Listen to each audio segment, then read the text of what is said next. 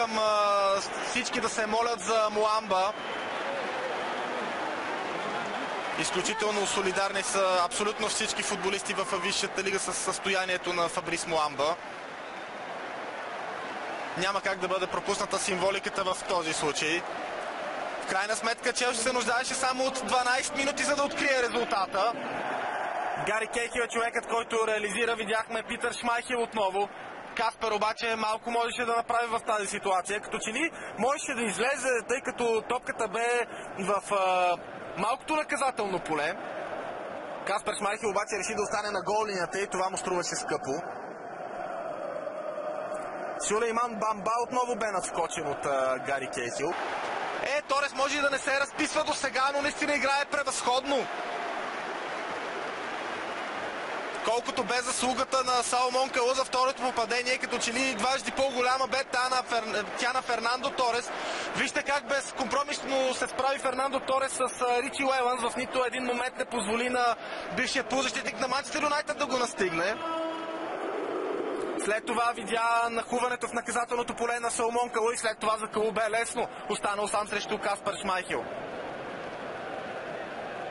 Челси играе с желание, показва креативност и футболистите на Роберто Ди Матео са вдъхновени. Това означава 2-0 само преди да са изминали 20 минути от началото на матча.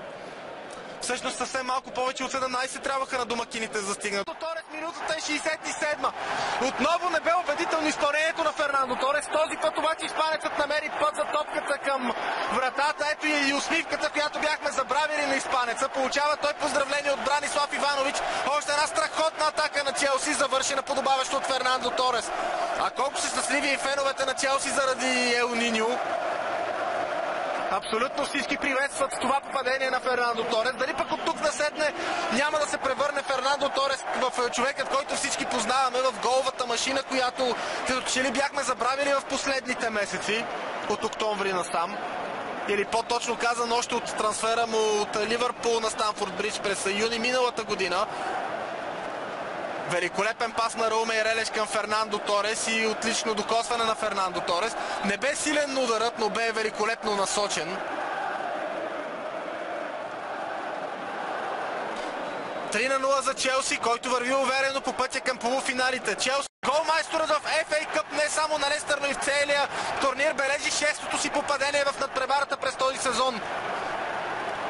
Дали е само почетен този гол? Поне според мен да, но все още има достатъчно време до края на матча. Ударът на Нил Данс бе от най-висока класа. Вижте тук Давид Луис отстъпи и отстави достатъчно пространство за Нил Данс да стреля.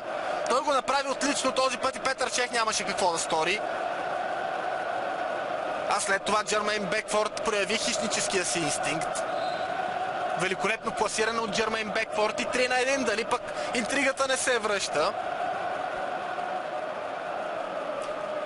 Определено Джермейн Бекфорд обича това състезание. Испанския голмайстор, вече можем да го наречем такъв. Страхотно центриране на Рауме Ирелеш и още по-добър удар с глава на Фернандо Торес. Торес се завръща към най-добрите си дни. Великолепен удар с глава на Фернандо Торес. Истинска класика. Наистина страхотно изпълнение. Ще успее ли да стигне до хет-трик обаче Фернандо Торес? Това е въпросът сега. Ето как Фернандо Торес изпревари Пол Кончески и с страхотен изстрел с глава. Наистина фантастично изпълнение от Фернандо Торес. Тук обаче и Нил Данс и Пол Кончески оставиха Фернандо Торес абсолютно непокрит. А той бе първият футболист на Челси при центрирането на Рауме Ирелеш. Но именно подобни попадения и подобен отпор, който се дава на тим като Челси, може да помогне на Лестър да си върне вярата в битката за място в зоната на плейофите.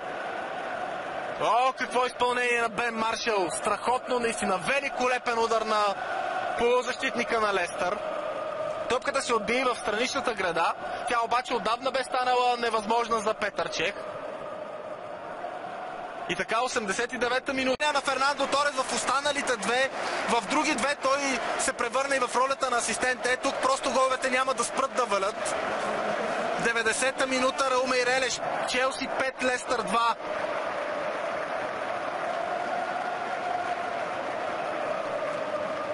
Торес отново постави своя отбор на първо място.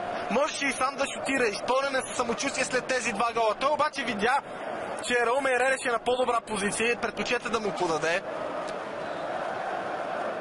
Даниел Стърич определено трябва да се получи в този матч от действията на Фернандо Торес. А когато